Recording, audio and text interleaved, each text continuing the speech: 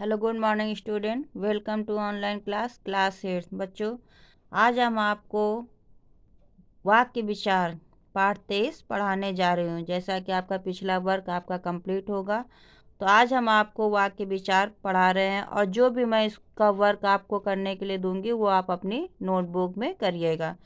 तो चलिए हम आपको पढ़ाते हैं वाक्य विचार। भाषा की लघुतम इकाई मतलब सबसे छोटी इकाई वर्ण है। वर्णों के सार्थक समूह से शब्दों के सार्थक व व्यवस्थित समूह से ही वाक्य बनते हैं। मतलब जब एक सेंटेंस सही रूप से व्यवस्थित रूप से भाव को समझने का प्रयास करता है तो उसे हम वाक्य कहते हैं या वाक्य बनता है। या इस तरह से हम कह लेते हैं, जब शब्दों का समूह हमारी पूरी बात को प्रकट करता है।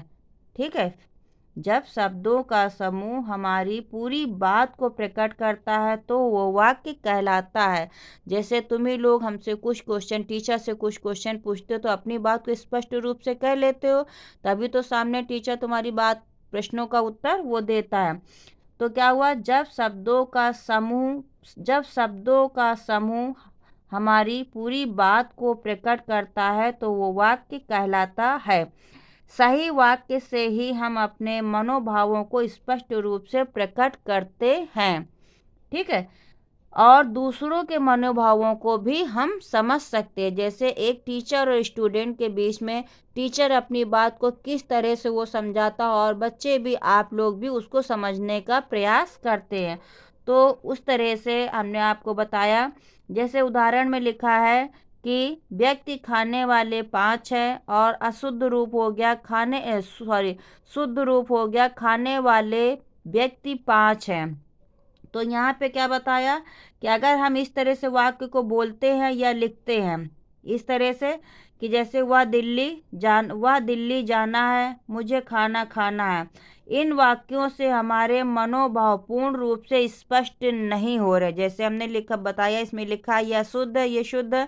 तो व्यक्ति खाने वाले 5 है और खाने वाले व्यक्ति 5 है। वह दिल्ली जाएगा, मुझे दिल्ली जाना है। तो इन वाक्यों से जो हमारे मनों के भाव हैं वो पूर्ण रूप से स्पष्ट नहीं हो रहे हैं। यदि हम इस प्रकार से लिखें कि यदि इस प्रकार से हम लिख दें तो हमारी पूरी बात स्पष्ट हो जाती है। जैसे वह दिल्ली जाएगा, मैं खाना खाऊंगा, खाने वाले व्यक्ति 5 है, या यहाँ कोई यह बात समझ नहीं पाया। तो ये तो हो गया कि मतलब उपयुक्त वाक्यों को देखकर आपको समझ में आया कि शब्दों के व्यवस्थित रूप से ही सार्थक शब्द वाक्य बनते हैं। अब वाक्य की परिभाषा देखिए बेटा। परिभाषा क्या है? पदों और शब्दों का वह व्यवस्थित समूह जिसे कथन का अर्थ स्पष्ट रूप से प्रकट होता है वह वाक्य कहलाता है। या इस तरह से हम अपने अपने भावों के द्वारा व्यक्त कर सकते हैं, शब्दों का वह व्यवस्थित समूह। क्या? शब्दों का वह व्यवस्थित समूह जो हमारे विचारों और भावों को पूर्ण रूप से व्यक्त करता है उसे हम वाक्य कहते हैं। अब देखिए, यह हो गया आपका सार्थक शब्द जब किसी वाक्य का अंग बनते हैं तो उन्हें पद कहते हैं। क्या कहते हैं? जब सार्थक शब्द किसी वाक्य का अंग बनते हैं तो उन्हें हम पद कहते हैं। अनेक पद मिलकर जब एक व्यवहारिक इकाई के रूप में कार्य करते हैं तो उन्हें पदबंध कहते हैं। पदबंध वाक्यांश होते हैं, पूर्ण वाक्य नहीं होते हैं। अब नीचे आपका ऊपर तो मैंने आपको समझाया वाक्य विचार। अब नीचे आ जाता है पदबंध। पदबंध में देखिए ध्यान से, अभी मैंने आपको पढ़ाया कि पदबंध में ध्यान से देखिए कि पदबंध में मैंने जैसे बताया, शब्द भाषा की स्वतंत्र इकाई है। सार्थक शब्दों के क्रमबद्ध संयोग से वाक्य बनते हैं और इन वाक्यों से प्रयुक्त होने वाले शब्द पद कहलाते हैं।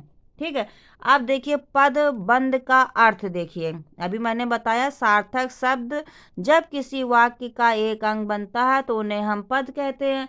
तो पद का अर्थ क्या होता है? पद का अर्थ देखिए लिखा है, समझाते हैं।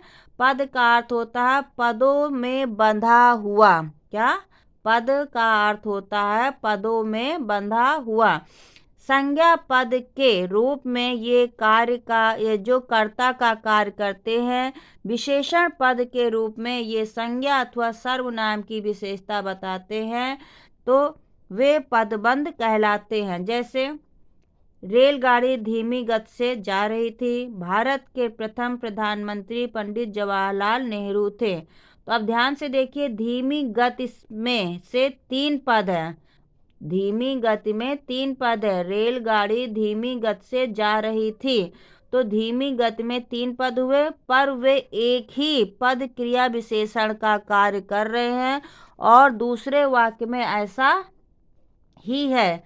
तो ये पदों के समूह पदबंध कहलाते। अतः हम ये कह सकते हैं कि कई पदों के योग से बने वाक्यांश को ही हम एक पद का कार्य करते हैं, तो वे पदबंध कहलाते हैं। ये आपको इतना समझ में आया बच्चों। अब आता है पदबंध के भेद। अभी मैंने आपको पढ़ाया, ऊपर समझाया वाक्य विचार, ठीक। दूसरा मैंने पढ़ाया वाक्य की परिभाषा। तीसरा आपका आता है, मैंने बताया आपको कि पदबंध का अर्थ किसे कहते हैं, पदबंध क्या होता है, ठीक। पदबंध का अर्थ होता है पदों में बंधा हुआ, ठीक। अब आता है पदबंध के भेद। तो बच्चों, पदबंध के 5 भेद होते हैं। संज्ञा पदबंध, सर्वनाम पदबंध, विशेषण पदबंध और क्रिया पदबंध, क्रिया विशेषण पदबंध। ये तो आपके हो गए कि पदबंध के भेद 5 होते हैं। अगर हम आपसे ऑब्जेक्टिव टाइप के क्वेश्चन पूछते हैं तो आप बेशक आप जवाब दीजिएगा कि पदबंध के 5 ही भेद होते हैं। तो अब आइए संज्ञा पदबंध में। संज्ञा पदबंध देखिए लिखा है कि जब वाक्य में कोई पदबंध संज्ञा पद का कार्य करता है, मतलब जब वाक्य में कोई पदबंध संज्ञा पद का कार्य करता है तो उसे हम संज्ञा पदबंध कहते हैं। जैसे भारत की राजधानी नई दिल्ली है, ठीक है। भारत की राजधानी नई दिल्ली है, पहाड़ों पर बर्फ गिर रही है, ठीक। यहाँ लिखा है बहुत सोच समझकर कार्य करने वाला व्यक्ति अक्सर कुछ नहीं कर पाता।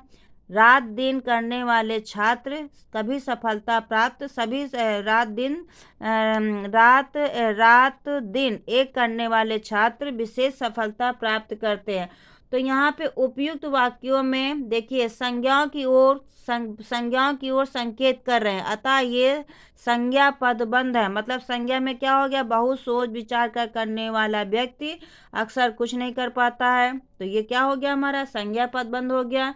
तो ये तो हमारा हो गया संज्ञा पदबंध। दूसरा आता है सर्वनाम पदबंध। सर्वनाम पदबंध में क्या होता है बच्चों, जैसे मैंने आपको बताया, तो आई होप कि आगे आपको इतना समझ में आ गया होगा। इसके आगे मैं आपको नेक्स्ट वीडियो बना के दूंगी। जितना मैंने आपको वर्क दिया इतना आप वर्क करिए। Bye bye.